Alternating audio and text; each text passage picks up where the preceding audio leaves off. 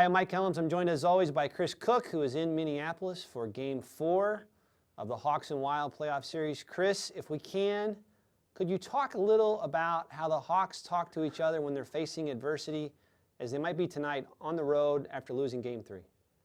Yeah, I wrote about that in today's Tribune and online. The Blackhawks are an experienced team with a lot of leaders in that room. I just thought it was interesting that Jonathan Toews said that there's no one in that room who's not afraid to step up and say something between periods.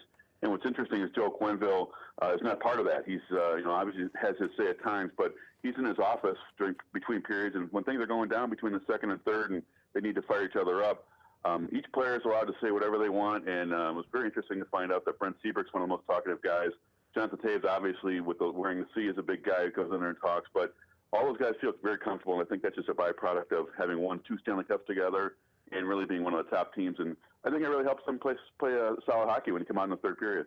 Do you think the Hawks are overly concerned about the lack of scoring from Patrick Sharp? We saw in Game 3 that the Wild were mucking it up a little bit in the middle. It's hard to get much offense going. The whole team had fewer shots, but Sharp's only scored 1 goal, and that was in that blowout in the finish of the St. Louis series. What do you think they're thinking about that? Well, certainly they want him to score. I think they have enough offense even if he doesn't score, but he's a streaky player. You know, once he gets 1, he's going to get 2, 3 probably.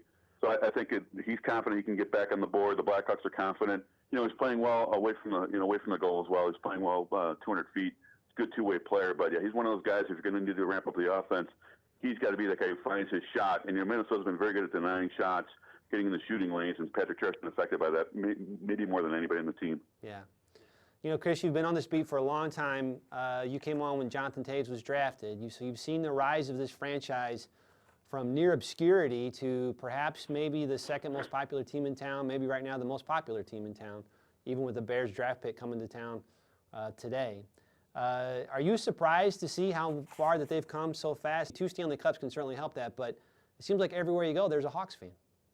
Yeah, I think it's remarkable. I really do. I mean, I remember when, you used to go to the United Center and you could sit wherever you wanted, and, they couldn't even get the scores on TV, the local news at 10 o'clock. So the way they are now, as you mentioned, you can't walk down Michigan Avenue without seeing a Hawks sweater, Hawks hat. And it's a pretty remarkable business plan considering where they were just, 7, 8 years, 9 years ago to where they are now. And they're it's like a rock band down the road. Got fans all over the place, so they want to get a piece of the Hawks, want autographs. And then in Chicago, everybody's talking Blackhawks. So, yeah, it's pretty remarkable, the turnaround. It certainly is. Chris Kuc, you've seen it all. We thank you very much for your time, and we'll see you soon. Thank you.